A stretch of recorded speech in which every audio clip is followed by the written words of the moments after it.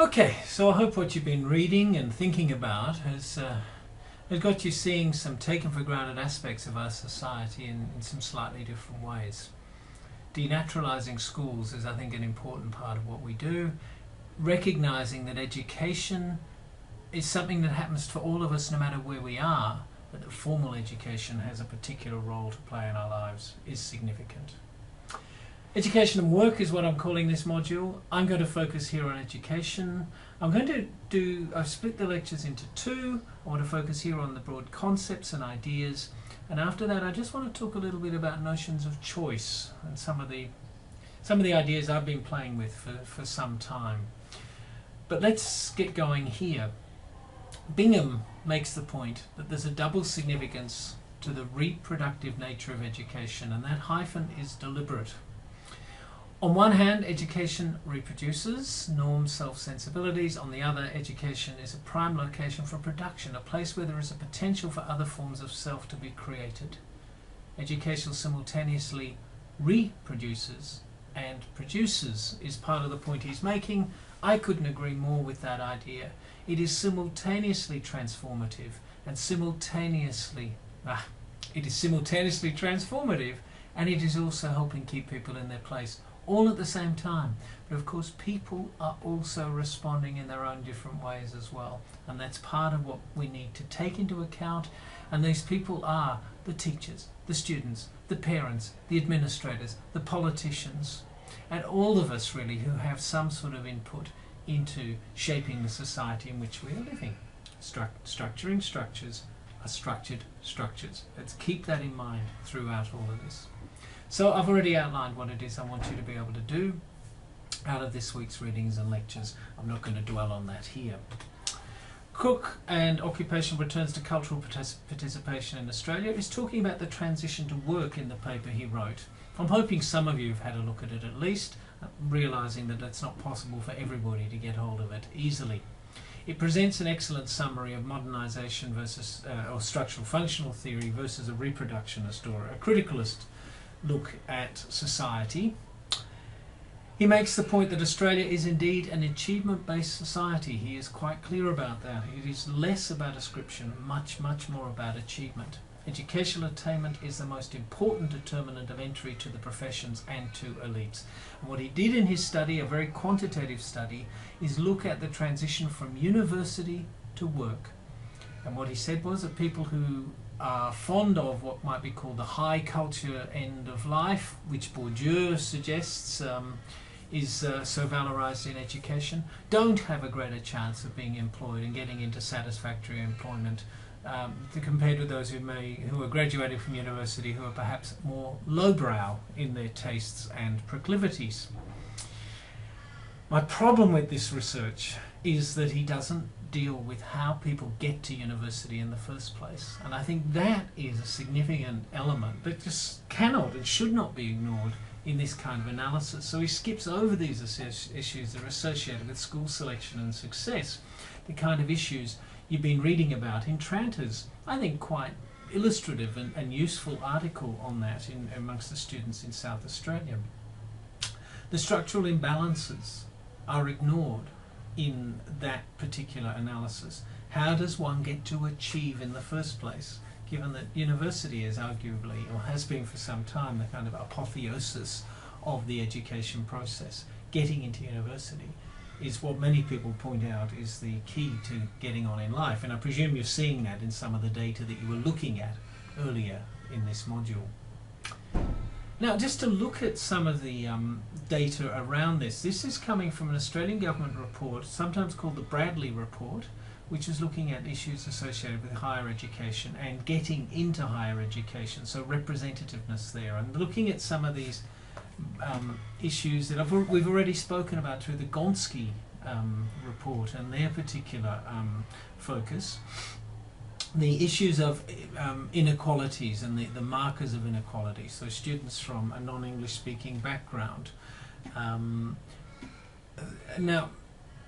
Students with disabilities, rural, regional, remote, low socioeconomic status, and Indigenous students. Now, what I've done with this chart is I've pulled, these are the figures from the Bradley report, and I've just presented a really simple ratio which is trying to look at the degree to which there is a match between participation rate in higher education and the proportion of the population, the general population. So just dividing one by the other. If it's at 1, then what we have is a participation ratio that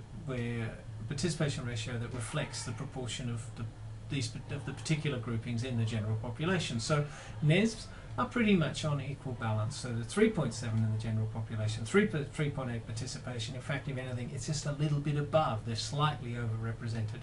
As I said in the introduction, though, I want to know which students we're talking about, which language groups are being discussed in this, and that certainly needs more teasing out. If we look down these figures, we see that it's students from remote areas who are less likely to participate in higher education. And by this we're talking about tertiary and further technical and further education, or TAFE, and universities. Then what I think is interesting, students with disabilities are next in line there in terms of being the most disadvantaged, so rural, disability. And then we have students from low SES and Indigenous students at about the same level, which gets me wondering about the degree to which we might still talk about Indigenous representation at university being a class issue as well as a race issue all at the same time. And then rural and regional students are less likely. I think I said that earlier. I actually meant remote students are the most disadvantaged. Okay, so rural and regional students also underrepresented at the universities and TAFEs around the country, and which probably means, of course, that urban students are going to be overrepresented in these categories. And indeed they are. When we start to look at the total proportion of students in WA in tertiary institutions of one sort or another, 44.6% of those from Perth amongst 18 to 20-year-olds resident in Perth when they were 13 to 15 are involved in tertiary education in some way, which is above the overall state average. And the other thing that this table shows is the further one is away from the metropolitan area, from this little centre here, the less likely you are to be participating in tertiary education. And this culminates the Kimberley with this extraordinary statistic when you compare it with all of the other figures there. Significant difference from the rest of the state. The chances of getting into tertiary education coming from that area are slight, only 13% participation rate. Focusing on Australia as a whole, says Marx, in research that's been done in the recent past, students from independent schools, remember they're the non-Catholic fee-paying schools, on average they score 11 enter-score points higher. Enter is referring to entry into university, so the university entrance exams, and Catholic schools around 5 score points higher than government school students, pointing to levels of inequality that we need to pay some attention to. But before doing that, let me just briefly describe how we get to the particular systems that we see in Australia. And Australia is reasonably peculiar in the level of non-government schooling that we have here and the kinds of government support that are being given to it. 1830s, schooling starts to get set up, and there's a bipolar system. Grammar schools for the higher orders, so schools offering higher learning, and English school, English and basic maths for the inferior classes. These were initially publicly funded, funding that was later withdrawn because the state was really struggling financially to get any kind of hold. 1840s, we see Catholic schools getting opened and a whole influx of Catholic missionaries from Ireland in particular coming here, setting up these Catholic schools. Government schools quickly followed this. Of course they had to. In 1895, a colonial government was elected with the very clear mandate of abolishing state aid, which basically meant defunding Catholic schools. And that's how things remained in this state and across Australia. The states tend to replicate each other's history in this regard with a few shifts and changes. But the abolition of state aid occurring in 1895, the government gets elected then, and the funding was dried up until about the 1960s for Catholic schools. 1899, the Education Act gets put in place, which offers free and compulsory education to 14 years of age for all government school students. Now let's get clear here. We're operating in a federal system. A government uniting separate political entities, in this case states, within a single national system. 6 states, 2 territories. And when it comes to education and many other forms of jurisdiction in Australia, the federal government supplies the funding, the state governments run the particular system. So the state governments run education in each of the different places, state and territory governments, with funding coming from the group that's collecting the most money in all of this, the federal government, through taxes. Post-Second World War, the 1950s welfarist expansion sees a commitment then to secondary education for all. And just remember this, folks, it's only in the 1950s that secondary education was made available to all students and becomes compulsory in that period. Comprehensive schooling was the other grand commitment. So what the policy was that we will offer the same education in all schools as best we can, regardless of where they are. There will not be a selective schooling in this state, in the government school system. That was the commitment. All students will get a comprehensive education, regardless of where they're located. In the 1960s, 70s, the federal funding starts to flow to the non-government school sector. And when this started to come into the non-government school sector, it was mainly focused on Catholic schools, and it was a question of equity. And it's difficult to exaggerate, actually, the links between Catholic education and working class education in the periods leading up to the 60s and 70s. And so, in fact, this funding was a question of equity. It was a question of making these Catholic schools better schools. As somebody educated in the late 70s in those, I can bear witness to the fact that they remained seriously underfunded, with low levels of educational expectation and teachers in that period. Not to say there wasn't successes, of course not, but that was certainly part of the system at that point.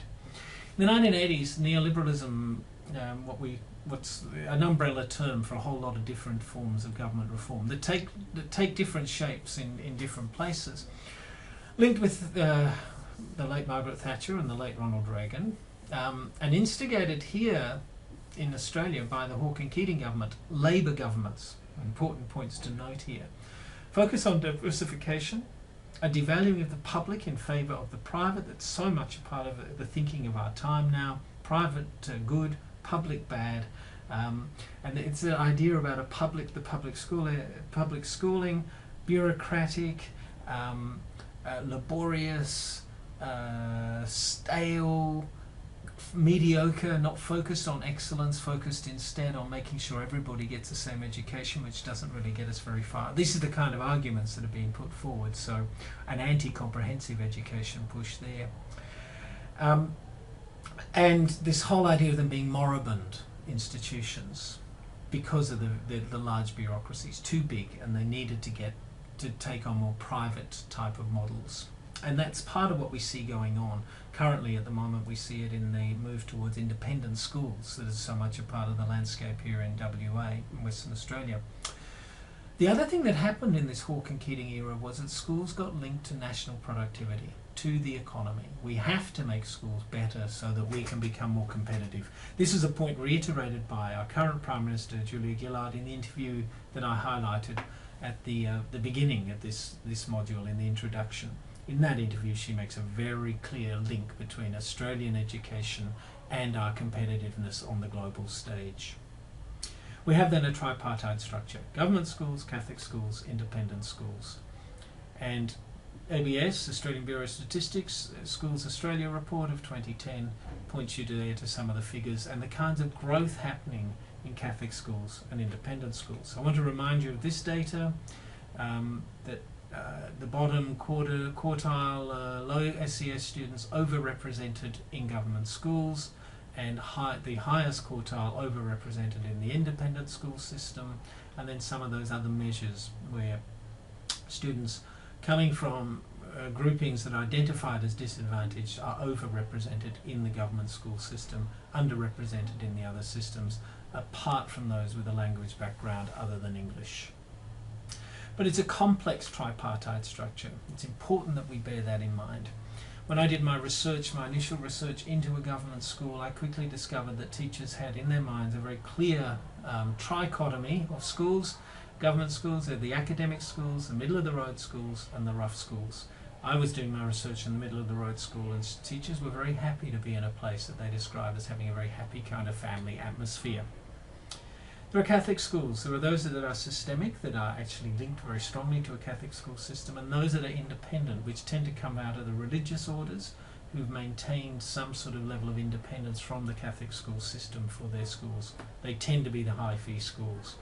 And then there's independent schools, which I think can be dichotomized into elite schools, very high-fee schools, charging lots of money for students to attend, and then there are other that are middling to low fee schools in all of that system. So Mark's finding here is really referring to independent schools, on average about 11 inter-score points higher. It's really referring to the high fee schools. We need to look more closely at the study to see how he managed to sort out the different groupings there. Catholic schools are 5 points higher. Government school students at the bottom of that particular rung, that's he's suggesting there, with the Catholic schools somewhere in between. Bowles and Ginter's point: through the educational encounter, individuals are induced to accept the degree of powerlessness with which they'll be faced as mature workers. It's linking in with this idea from Marx that students from elite backgrounds are far more likely to get into university and all that university brings them later in life. There's the point being made by Bowles and Ginter. Now, it's a reproductionist argument. Tends to focus on deficit, what people don't have, and raises questions about how we're measuring success. Are we to only measure it by financial wherewithal? Or do the students that Willis moved among suggest to us that there's different values that we should be thinking about, given what they value? Now, Willis, of course, in that study of working class kids and how they get working class jobs, what they measured as success was not what the schools were looking for from them. Other problem with reproductionist kind of arguments, as with any of these kind of structural arguments, is that they are structurally determinist.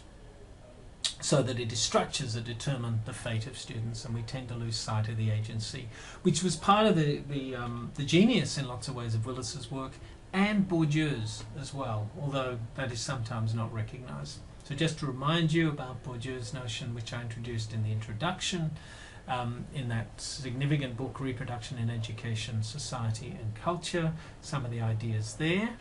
Now, Bourdieu's notion of cultural capital, if you start to read the British Journal of Sociology of Education, habitus and cultural capital are probably the two most used terms in the current writings in that journal. And he refers to cultural capital, just to remind you of this: symbolic credit one acquires through learning to embody and enact signs of social standing. So the way one talks, dresses, writes, comports oneself, what one reads, is knowledgeable of, the kind of markers of taste and intelligence that schools end up measuring. And he's arguing that's what determines where people go to beyond school, into universities and into high-paid jobs. Cultural capital is converted to economic capital through advanced academic credentials. That's the point he's making. The highly skewed valuations of cultural styles and competencies buttress an unequal social order. I would like to say, I think really part of what he's saying is that they naturalise this unequal social order. So it looks as though it is based on merit, but in fact it is based upon style, competencies, taste and intelligence. That's his argument. Schools give those of superior social standing an unfair advantage in reproducing their stocks of cultural capital. So those coming from elite families tend to remain in those positions.